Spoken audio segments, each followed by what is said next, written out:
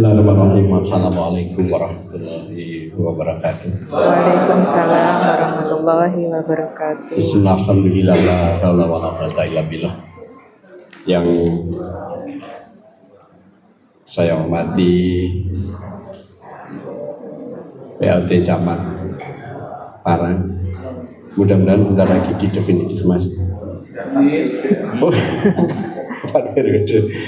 Mas Mujayan ini teman sekelas istri saya. Saya udah ke rumah beliau tapi beliau tadi lupa. Saya ingatkan. Jadi seangkatan Mas Jayan luar biasa. Satu Mas Pardi yang dulu Kepala SMA Negeri 1 Magetan. Mas Pardi yang Kapolsek Karas nih Mas, Karas. Kemudian Suroso, Kepala SMA 2. Banyak teman sekelasnya yang berkarir. Istri saya berkarir jadi guru di pedalaman Sumatera, Mas Jaindo. Yang saya hormati pula Bapak Kapolsek, Bapak Dan Ramil, Ketua PGRI Parang, Mas Koderi, Mas Tri Marsudi. Salam saya buat Mas Agus. Dulu Mas Agus itu Ketua LKBH PGRI Ponorogo, saya Wakil Ketua LKBH PGRI Provinsi Jawa Timur, sering ketemu dulu. Kemudian akan saya sebut nama teman-teman saya juga di sini. Ada Ustadz Haji Suparno. Ini teman-teman yang penuh kenangan. Daripada saya pidato yang panjang bawahnya itu, saya senang menyapa teman-teman saya karena dia punya nostalgia sendiri. Saya di kelas 1 SPG tahun 83. Saya itu ditaruh di belakang sama guru saya sama Mas Parno. Duduk di paling belakang, satu bangku dengan Mas Parno. Tahun itu Mas Parno itu latihan EZA sudah putih. Terus meh lulus latihan kelas 1 SMP itu sampai kelas 1 SPG. Jadi ketika latihan itu ya pangapunten latihan EZ saiki karo dia nak beda. Kalau putih nggak nate turu Mas Jain, nggak pernah tidur. Sehingga ketika di sekolah itu udah kontrak dulu dengan saya. Pokoknya sikil saya kita siapkan di kakinya Mas Parno. Nanti kalau Pak gurunya manggil Suparno, kakinya saya injek. Karena pasti ngantuk di sekolah itu. Tapi beliau luar biasa. Sekarang saya ngikutin Mas Parno di grup itu. Mas Parno itu betul-betul menjadi tokoh teladan bagi teman-teman, termasuk saya dan Mas Santo. Mas Santo itu juga teman saya yang rambutnya putih itu. Iya Mas Santo, berdiri Mas Santo. Nah, Pak Santo. Sekarang udah menjelang pensiun, saya juga mau pensiun. Jadi kalau rambutnya putih udah wajar. Rasa disemir Mas. Itu teman saya. Wah, dan waktu itu jadi luar biasa. Jadi saya sering berkunjung dan ke tempatnya Mas Parno. Mas Parno ini dari rumah beliau naiknya sepeda unta itu tinggi itu. Padahal Mas Parno kecil, Mas Parno itu kecil, tapi naik sepeda unta itu satu di pantai, satunya di bawah kayak gitu itu. Ini di pantai dengan citai pantai. Alhamdulillah. Sekarang luar biasa, putranya udah jadi dokter. Berarti kan ada peningkatan itu. Jadi Mas Parno yang guru SMP, putrinya jadi dokter. Dan mudah-mudahan kita semua nanti anak-anak kita juga anak-anak yang berhasil. Amin. Bapak Ibu, kembali di trek jalan. Hari ini saya mengucapkan terima kasih pada Mas Koderi yang sudah melaksanakan konferensi cabang PGRI. Tapi saya juga meminta nanti siapapun yang terpilih menjadi kepengurusan tadi nanti itu selalu mengingat apa yang disampaikan Pak Camat tadi. Jadi berjuang berjuang untuk guru dan pendidikan di Indonesia. Mas Pak Parno di video ya. Jadi Bapak Ibu, ingin saya sampaikan bahwasanya perjuangan PGRI yang seperti tadi disampaikan Mas Jayen itu, kami Mas Jayen beberapa hari yang lalu saya ngikutin kegiatan yang dilaksanakan Balitbang Bapeda terkait dengan pendidikan di Magetan.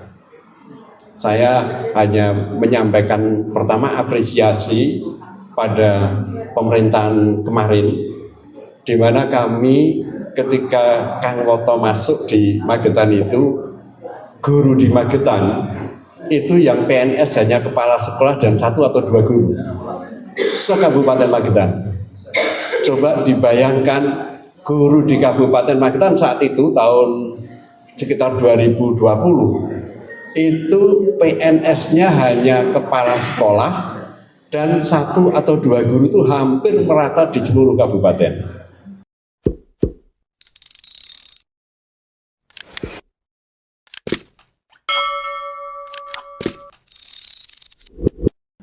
Kalau Bapak Ibu ingat pada waktu itu, karena yang P3K yang diangkat sebelum tahun 2020 kan informasinya tidak sekomplit yang sudah lama. Kemudian kami dari PGRI melakukan MOU sama beliau untuk upaya penyelesaian masalah guru di Kabupaten Magetan. Maka alhamdulillah sekarang guru di Kabupaten Magetan tidak kurang. Itu perjuangan yang luar biasa karena menyangkut anggaran yang luar biasa juga. Tapi sekarang kita menghadapi permasalahan yang, mohon maaf teman-teman yang P3K juga harus mari kita kerja keras untuk mewujudkan pendidikan di Magetan itu jauh lebih baik. Karena apa, Bapak Ibu, di statistik di PGRI yang saya sampaikan kepada Bapeda itu begini. Manakala sekarang sudah mulai guru-guru itu tidak dikontrak lagi yang P3K, itu Magetan itu dalam keadaan kritis. Sekali lagi Magetan dalam keadaan kritis. Kenapa demikian? Bapak Ibu, pangapunten, mungkin di Parang ada, di Pelausan ada, dan di banyak kecamatan di Kabupaten Magetan ini, semua sekolah dasar gurunya sudah lengkap. Kalaupun toh kurang 1-2 yang pensiun akhir-akhir ini dan belum ada angkatan. Tapi perhitungan kami guru di Magetan sudah lengkap. Baik yang muridnya 300 maupun yang muridnya hanya 20 atau 30. Ada di Parang yang muridnya 30. Ada. Mari sekarang kita berpikir sebagai guru, kita berpikir rasional.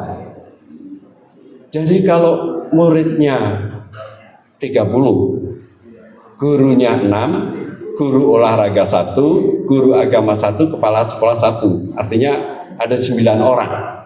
Dan sekarang itu hampir semua mau dapat sertifikasi.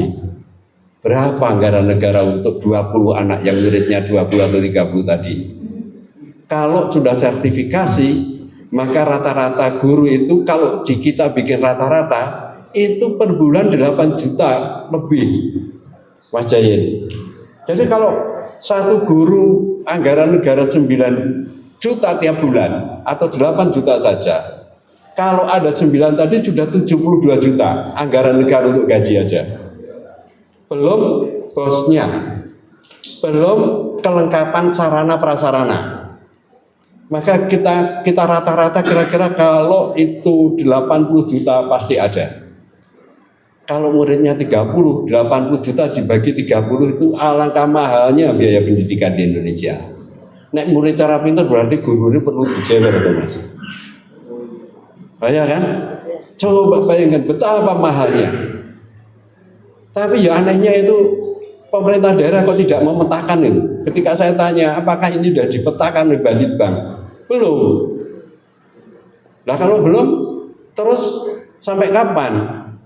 Kan harusnya sudah ada pemetaan dari awal. Tidak sulit zaman sekarang itu untuk memetakan jumlah siswa dan jumlah kebutuhan guru di 6 tahun yang akan datang. Ini kemarin saya sampaikan di Balitbank. Kalau hari ini jumlah kelahiran tahun 2025 dihitung per desa, nggak sulit. Data itu ada di Dismenduk. Dismenduk sudah ada yang lahir tahun ini. Berarti 6 tahun akan datang mereka masuk usia sekolah. Berarti jumlah guru yang dibutuhkan berapa itu sudah jelas bisa dihitung. Jumlah kelasnya bisa dihitung, jumlah gurunya bisa dihitung. Maka harusnya pemerintah daerah itu sudah link and match. Nanti kebutuhan kelas di desa A, di desa B, kalau rasa-rasanya di 6 tahun ke depan itu yang dibutuhkan hanya 1 SD, ya harusnya guru-guru menerima kalau di merger. Cuman harapan saya, merger ini jangan mengurangi guru yang sekarang baru masuk. Yang pensiun nggak usah diganti dulu. Tapi merger itu sudah terprogram nanti mergernya kapan, sehingga tidak ada yang dirugikan. Jangan sistem merger seperti kemarin, tiba-tiba sekolah diumumkan sekolah ini tahun depan di merger, gurunya pontang-panting mas. Dan itu sebenarnya sebuah kebijakan yang tidak sulit kalau pemerintah itu berhitungnya cermat. Contoh di kecamatan kota itu menurut hitungannya PGRI, sekolah itu hanya akan bisa bersaing kalau di kota itu hanya 4 SD aja mas. Sekarang di kota muridnya 40 jadi diopeni loh sekolahnya. Padahal di sebelah SD Muhammadiyah depannya Pak Camat itu muridnya 1000 lebih. Apa bisa bersaing? Enggak lah. Anggarannya dari masyarakat masuk, dari bos juga masuk, sehingga untuk diklat guru dan kelengkapan sarpras pasti lebih baik. Maka jangan terkejut kalau di SD IIS itu masuknya aja kalau dari TK ke SD itu 15 juta. Oh iya kan? Tapi apa kurang murid? Enggak. Ternyata masyarakat kita itu juga mampu. Dan masyarakat kita membayar pun rela karena memilih kualitas, karena kemauan anak juga. Nah, mau berangkat satunya mau sekolah di Muhammadiyah, satunya mau sekolah ke SD. Teman bermain. Temenmu berapa satu kelas? 50. Lah temenmu 3. Coba bayangkan. Ya milih si koncone akeh.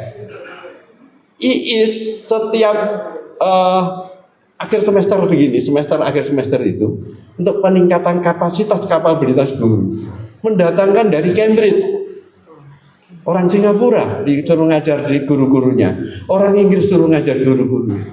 Guru kita ya, makanya pangapunten saya sering kali mengingatkan pemerintah daerah, ya ora apa-apa guru SD mengingatkan kepala daerah kan ya ora apa-apa. Maka sudah saatnya kita ini berbenah, baik dari segi mentalitas gurunya, juga penataan infrastrukturnya itu harusnya sudah. Apa datang tanya Mas Mujaya dari bupati? Diamini dong. Amin. Jadi Magetan ini memang perlu banyak pembenahan. Betapa berat mendirikan UNESA di Magetan. Betapa berat mendirikan UNESA di Magetan. Bupati mencanangkan itu bekerja sama dengan UNESA. Apa dibantu oleh DPR? Enggak. Jadi ramai dulu. Satu-satunya supporting pemerintah daerah untuk berdirinya UNESA PGRI jadi supporting. Jadi itu yang menguatkan Pak Bupati sehingga UNESA itu bisa berdiri di Kabupaten Magetan. Sekarang apa yang terjadi? Di Mospati itu di Jalan Barat kalau habis menjelang maghrib macet Pak. Jalan baru macet.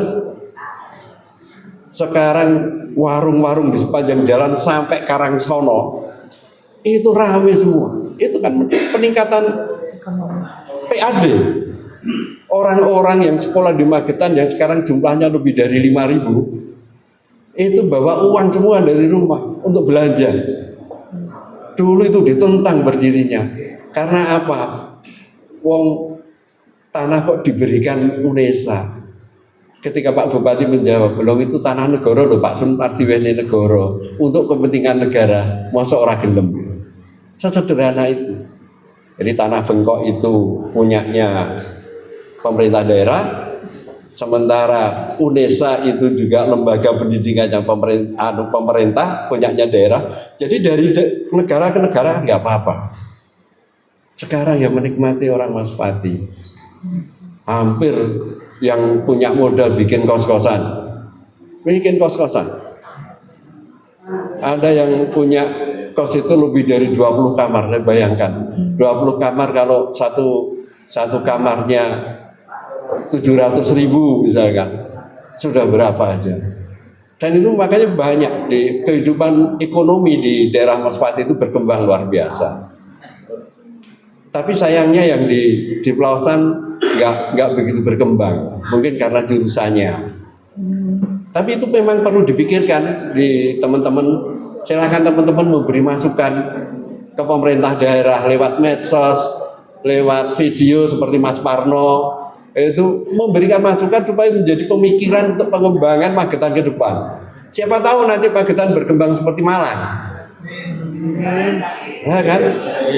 Maka ini harus, kalau ada pemerintah yang mempunyai concern terhadap pendidikan pembangunan Magetan, mari kita mendukung, mari kita support supaya nanti anak didik kita kalau sekolah tidak jauh-jauh.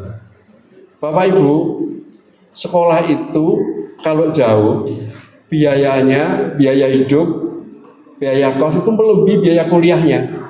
Ya. Kalau Mas Parno itu misalkan kuliah anaknya sampai jadi dokter itu taruhlah habis 200 juta gitu. Itu kira-kira biaya hidupnya lebih dari 300 juta. Coba bayangkan bocah wedok biasanya naik kos, pengennya ya kos yang eksklusif sendiri. Anak saya kos itu biaya kosnya satu kamar ukuran 3 kali 2,5 kali 3. Itu di Solo sudah 1.400.000, itu biaya kosnya aja, belum biaya hidupnya. Apalagi kalau anak wedok, saya Mas Parno itu biayanya banyak macam-macam. Kalau bocah lanang enggak begitu, kalau anak perempuan. Maka terus saya tuh pikiran saya begini Bu, lah ini nanti anak-anak saya yang P3K ini nyekolahnya anak itu ye. Bapak Ibu sarjana yang P3K, kalau pemerintah tidak serta-merta segera mengubah regulasi, berkala ya berkala, tingkatnya gak enak, ya kan? Terus bayarnya mudah aja. Sekarang taruh punya gaji misalkan laki-laki perempuan, taruhlah sudah kalau yang kerja salah satu aja, taruhlah gajinya tadi saya sebutkan 8 juta. Itu anaknya sekolah itu untuk anaknya tok itu kosnya sudah 1,4. Terus kemudian biaya hidupnya kalau sehari itu taruhlah ngirit-ngiritnya kan 40.000, 1.200.000 sudah 2,6, ya loh. Terus kemudian biaya sekolahnya, bensinnya kan akhirnya menembus 5 juta. Kelebihannya gurip nang omah karo ngopeni anake sing TK itu udah habis. Maka mari kita berjuang bersama-sama. PGRI sekarang sedang mengupayakan guru P3K jadi PNS.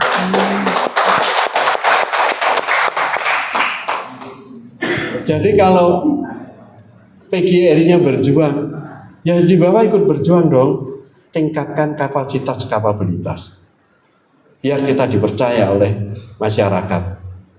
Jangan sampai pangapunten, kita ini di sekolah negeri ditinggalkan oleh orang tua wali murid karena menganggap bahwa saya guru-guru kita tidak bermutu.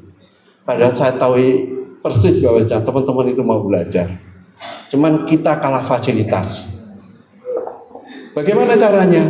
Ya, makanya kalau ada efisiensi nantinya, ada rasionalisasinya, negara rasa diprotes.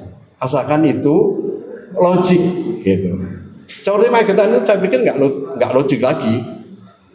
Jadi kalau saya menyampaikan ke pemerintah, pangapunten, ini kenapa nggak ini, kenapa ini nggak ini, saya biasa saja. Kalau ada yang nggak senang saya kritik, ya udah biarin, wong aku arep pensiunel Mas Parno. Tapi kan ini untuk daerah kita, harus mulai ditata dari sekarang. Coba SMA Pelausan didirikan begitu sulitnya, setelah berdiri sekarang ditinggalkan, hampir nggak ada muridnya. SMA Pelausan sedikit sekali muridnya. Juga tadi yang saya sebutkan tadi, negara terlalu royal untuk kalau ini kita biarkan. Makanya ini ke depan harus menjadi masukan-masukan. Teman-teman saya ngomong begini ini karena di sini ada Dewan Pendidikan gitu loh. Tahu Dewan Pendidikannya? Ya Mas Parno itu.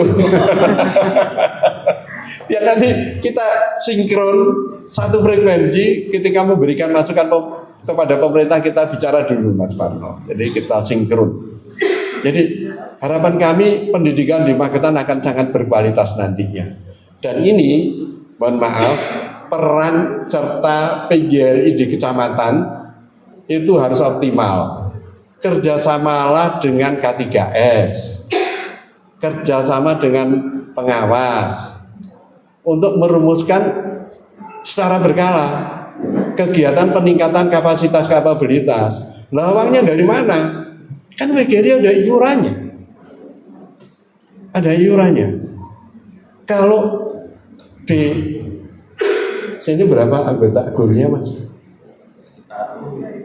Guru sebelumnya. Iya, P3K dan dulunya 300. Iya, 300. Kita berhitung misalkan 300. 300 itu kalau iurannya separuh masuk di cabang, itu kan berarti ada 1.500 kali 10.000. Separuh kan? Itu sudah berapa? Sudah 1,5 juta kan? Per bulan 1,5 juta. Kalau 2 bulan sekali kita kerjasama dengan unsur yang lain, K3S, kan iso ngragati sesaji 1 juta, rong saji bisa 1,5 juta untuk sekedar peningkatan kapasitas kapabilitas. Gak usah makan, ada snacknya aja. Tapi kan itu akan berkembang. Dampaknya guru yang habis pelatihan pokoknya ya di ini ada aturan tidak tertulis bahwa guru habis pelatihan harus menyebarkan kepada teman yang lainnya. Seperti itu. Jangan, saya itu kalau ke kecamatan-kecamatan, saya sangat tidak bangga kalau ketua PGN-nya bilang, kas saya masih 30 juta Pak Jun, kas kita masih 40 juta Pak Jun. Saya nggak bangga, belas nggak bangga. Berarti itu mandul, nggak ada kegiatan. Coba Bapak Ibu bayangkan, ini Mas Joko ini di PGRI Kabupaten Magetan. Iuran yang masuk 16%. 16%. Jadi iuran yang masuk 16% Mas Parno. Dari yang seharusnya anggota yang tercatat ditambah swasta itu hampir 10.000. Iuran yang masuk itu hanya 1.600. P3K banyak yang tidak masuk. Padahal P3K sudah 70%. Nggak masuk itu iurannya. Saya nggak tahu apakah itu berhenti di kecamatan atau memang nggak bayar. Jadi, tapi kita PGRI Magetan di periode kemarin kami ngurus sertifikat untuk tanah seluas 1,2 hektar di Jalan Tripandita. Tanya Mas Jawa ini, kita habis uang berapa aja? Alhamdulillah ini mau selesai. Tertatih-tatih, tapi nanti insya Allah Desember ini nanti sertifikat tanah atas nama PGRI itu kita punya lahan 1,2 hektar yang dulu dikuasai orang lain. Apa tidak konflik? Ya namanya kita apa itu pasti ada ya orang yang nggak seneng yang dulu mengelola. Tapi nggak apa-apa. Kita asalkan kita benar, kita berani aja. Kita punya data, kita benar, dan kita mengingatkan mereka yang menguasai bahwa ini bukan haknya, itu kan ngamal namanya juga. Itu sudah tadi kemarin saya Mas Joko di kantor pertanahan Provinsi Jawa Timur sudah dijanjikan insya Allah pertengahan Desember sertifikat muncul atas nama PGRI.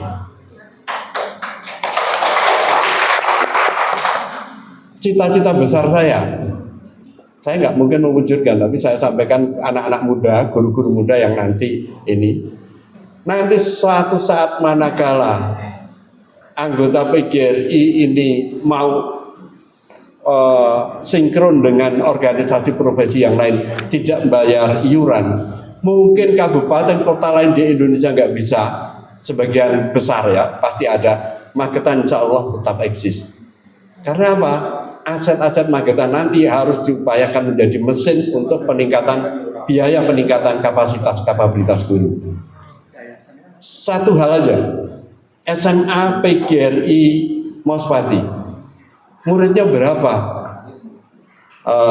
Tempat yang sebagus itu sampai dulu mau dipakai Indonesia, itu muridnya tinggal 16. Kita bayangkan saja kalau itu nanti, sekarang kan kita sedang berkonflik di secara nasional, karena di Magetan masih ada yang ikut organisasi profesi guru yang tidak sinkron dengan PGRI, ada di Magetan.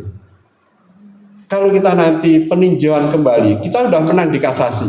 Kalau peninjauan kembali kita menang, kita akuisisi masuk PGRI Magetan, SMA PGRI Mospati itu, kalau kita kerjasama dengan UNESA karena kita pernah ikut membangun berdirinya di sana, kita jadikan rumah kos. Bayangkan bikin 100 kamar bisa, 200 kamar bisa, luasnya itu. Nah bagaimana uangnya? Kita kerjasamakan dengan pihak ketiga. Kalau ada 200 kamar, kemudian satu kamarnya 500.000, 200 kamar, 1 miliar saudara-saudara satu bulan. Ngapain PGRI bayar? Gak usah bayar kalau zaman itu sudah terjadi. Tapi konsep itu sekarang udah harus dibangun di pemikiran bapak-bapak ibu guru muda ini. Dan nanti bagaimana pengelolaan uangnya? Dikelola yayasan. Kalau 1 bulan bisa mengeluarkan uang, menghasilkan uang 1 miliar, kemudian taruhlah biaya operasional 1/4-nya, 750 juta itu untuk kegiatan-kegiatan besar udah bisa. Dulu nggak berani kita ngadakan kegiatan seperti seminar akbar, gak berani. Walaupun itu ada yang LSM yang bilang uangnya gimana dan lain sebagainya. Saya itu jadi ketua PGRI gak pernah pegang uang. Mas Joko ini yang ketua panitianya tahu arahnya kemana. Uang hasil seminar bapak ibu itu tidak pernah diambil. Dari penerbit kita wujudkan videotron yang harganya 250 juta dalam waktu 3 tahun. Bapak ibu kalau belum tahu PGRI, datang ke PGRI pisan-pisan nanti. Ketua terpilih ngadakan kegiatan seminar di gedung PGRI. Gedungnya ber-AC, dingin. Di situ ada videotron yang 4x6 yang besar, lebih besar dari punyanya STM mana itu? Bendo. Gak usah bayar, cuman operasionalnya aja dibayarin. Karena videotron itu ternyata butuhnya itu 13.000 watt. Jadi tidak selalu kita hidupkan itu karena operasionalnya mahal. Makanya kalau nyewa Mas Parno, kalau orang lain nyewa di sehari itu bisa 11 juta. Nek mantu nyewa videotron tambah ongkos berapa? Anak guru di WD 3 juta ya udah pakai. Jadi kalau jenengan ngadain kegiatan yang sifatnya besar, mau pelatihan dan di PGRI aja nggak usah bayar. Yang penting operasional aja. Kalau mau diparkir sendiri nggak usah bayar parkir, Mas. Silakan. Saya itu sangat berharap PGRI itu makmur dengan kegiatan peningkatan kapasitas. Jadi saya itu malu sebenarnya sama yang sebelah. Yang sebelah itu nggak ada anggaran, tapi sering meningkatkan kapasitas kapabilitas.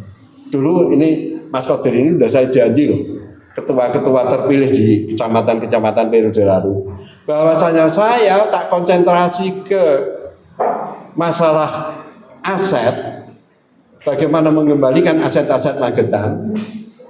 Tolong peningkatan kapasitas kapabilitasnya diopeni dari bawah. Karena waktu kami nggak cukup. Kalau saya harus berpikir terlalu banyak, saya harus ngikutin kegiatan-kegiatan formalnya PGRI. Kami harus memikirkan bagaimana nanti periode saya ini habis semua aset sudah terkonfirmasi punya PGRI. Bukan sedikit biayanya. Kita bicara lagi STM PGRI Mauspati. Itu pone basane Jawa Mas Parno mbiyen jare Pak Thomas ngentekne edet Mas. Coba kita berperkara. Semua aset sudah dijual. Begitu saya masuk aset itu sudah dijual. Sudah dijual, kita udah nggak punya. Saya kalau Mas Joko, Mas ayo dibarani. Kita cari solusi. Akhirnya nggak ketemu titik temu, ya udah kita saling gugat. Saling gugat. Biaya operasionalnya berapa? Karena kita menggunakan betul-betul pengacara yang profesional, maka setiap datang itu 5 juta. Setiap datang itu. Sekali datang ke Magetan, pengacara plus anak buahnya itu 5 juta. Kalau kita sidangnya 20 kali, sudah 100 juta itu. Sudah 100 juta. Dan alhamdulillah kita menang. Tapi Bapak Ibu apa ya tahu kalau PGRI mengeluarkan uang segitu banyak.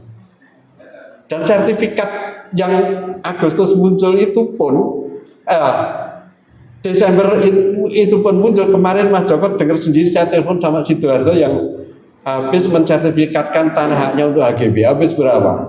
280 juta. Lama kita nanti uangnya dari mana? Padahal Desember sudah jadi. Tanya Mas Joko, saya tanya, dah mangke pun Pak Ketua. Aku harus pensiun tuh, ditku pensiun berarti tinggal bayar dhisik. Lah duit kondi. Sampai mau saya tawarkan, saya malu Mas Jaya. Malu. Kalau itu nanti selesai, terus kami biaya yang muncul itu nanti harus dibayar, terus kami mangkrak belum bayar, jadi sertifikatnya orang malu saya. Jadi itu teman-teman, makanya jadilah ketua PGRI. Nanti pusingnya nanti sama-sama sama saya itu dan Pak Dan di PGRI itu kompleknya luar biasa. Jadi ada guru mau bercerai, datangnya ketua PGRI. Ada guru tertangkap ketika dolanan kertu, datangnya ke PGRI. Ada nggak? Ada. Banyak. Alhamdulillah MUU kita dengan Polri itu berjalan. Sehingga kalau ada informasi itu pasti ditelepon dulu. Yang kalau kurang tidak kalah meriahnya adalah peristiwa di Parang. Jangan sampai terjadi lagi. Ketika Pak Guru Agama kan itu ya. Jangan sampai terulang lagi. Jadi apalagi kalau kaitannya dengan anak, itu yang diberlakukan adalah Undang-Undang Perlindungan Anak, UU-PA. Kalau UU-PA itu ancamannya itu ada hukuman minimal, bukan hukuman maksimal. Itu hanya di UU-PA. Jadi kalau yang misalkan kejahatan-kejahatannya dihukum diancam dengan hukuman maksimal kan gitu. Berarti kan bisa di atas pertimbangan hukum bisa dihukum minimalnya. Ancamannya 20 tahun misalkan. Itu kan maksimalnya. Bisa dihukum 5 tahun, 4 tahun. Tapi kalau UU-PA enggak begitu. Hukumannya adalah hukuman minimal yang diberlakukan. Misalkan dengan ancaman hukuman minimal 5 tahun. Apa bisa divonis 4 tahun? Enggak bisa. Bahkan pelanggar UU-PA ditambah sepertiganya. Kalau misalkan ancamannya 6 tahun, berarti hukumannya ya 8 tahun. Itu. Jadi hati-hati. Dan sekarang ini banyak hal yang sedikit-sedikit dilaporkan, nggak apa-apa. Jadi ketika polisi itu melaksanakan apa yang menjadi laporan, itu memang kewajibannya. Jadi teman-teman nggak usah takut. Memang kewajibannya itu adalah memang setiap laporan itu ditindaklanjuti. Walaupun laporan itu barangkali laporan palsu, laporan mengada-ada, dan lain sebagainya, nggak apa-apa. Makanya kalau ada sesuatu, coba ke PGRI. Kita punya layanan LKBH PGRI, Lembaga Konsultasi Bantuan Hukum. Karena mahalnya pengacara saya sampai gergetan. Saya mulai tahun 2023, saya sudah ikut PKPA, Pendidikan Profesi Advokat. Satu-satunya guru kemarin yang lulus ujian profesi advokat, satu-satunya guru di Jawa Timur saya, Mas Parno. Dan menjelang bulan Juli saya pensiun, saya sekarang sudah mendaftarkan kantor hukum, bikin firma. Jadi nanti kalau guru-guru ada khusus layanan guru gratis loh. Pembelaan terhadap guru yang terpenting begini, yang harus dipahami. Ketika seorang advokat itu membela guru, itu yang dibela bukan perilakunya, tapi asas keadilannya. Jadi jangan sampai terjadi hukum itu tidak menindaklanjuti hukum itu tidak sesuai dengan perbuatannya. Contoh yang sering terdengar itu nyolong pitik dihukum sekian lama, korupsi sekian hukumannya hanya sekian, seperti itu. Jadi tugasnya advokat itu hanya bagaimana meluruskan pantasnya misalkan di bocah, kuwi ya iso dipetung karo orang tuanya. Advokat biar yang nanti melakukan mengupayakan restoratif justice di situ. Jangan sampai dipolitisir karena ketidaksukaan. Pernah. Jadi mempidanakan guru karena atas ketidaksukaan karena konflik keluarga, ya ada. Maka dari itu saya sepakat. Setelah saya sepakat, ini sekretaris saya juga ikut-ikut. Pak, besok saya kalau pensiun dari Pak Sun ya, oke. Kalau ada teman-teman yang sekarang punya sarjana hukum atau sarjana hukum Islam yang sudah mau pensiun, masih mau berjuang untuk guru, ikut PKPA nanti saya bantu.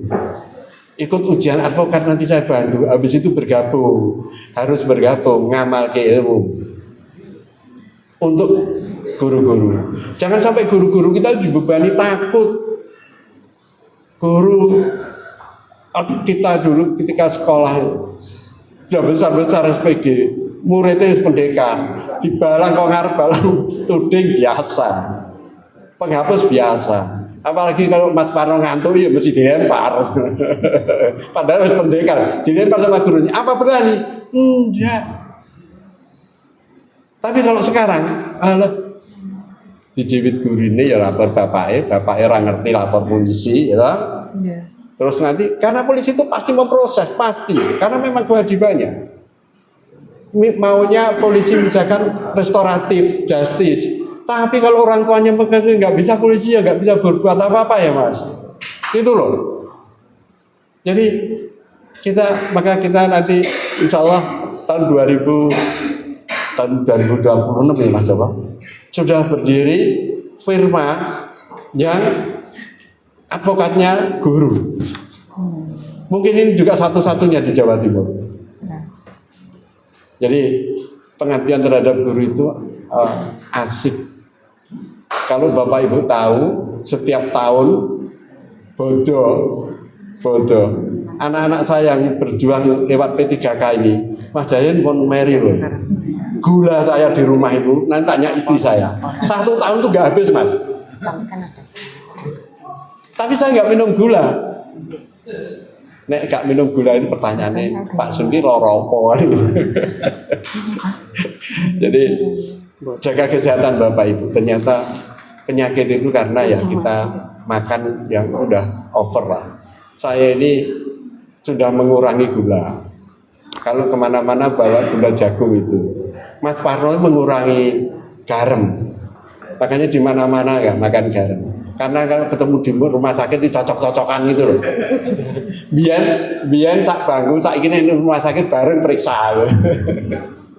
Tapi alhamdulillah itu ikhtiar kita untuk kita tetap siap dan kita untuk mengerti. Bapak Ibu, terima kasih. Terlalu saya banyak bicara tentu akan banyak salah dan tentunya akan mengurangi kekhidmatan hari ini. Maka dengan mengucapkan Bismillahirrahmanirrahim, konferensi PGRI cabang Parang dan pelantikan pengurus periode 2025-2030 kami nyatakan dibuka. Terima kasih. Assalamualaikum warahmatullahi wabarakatuh. Waalaikumsalam.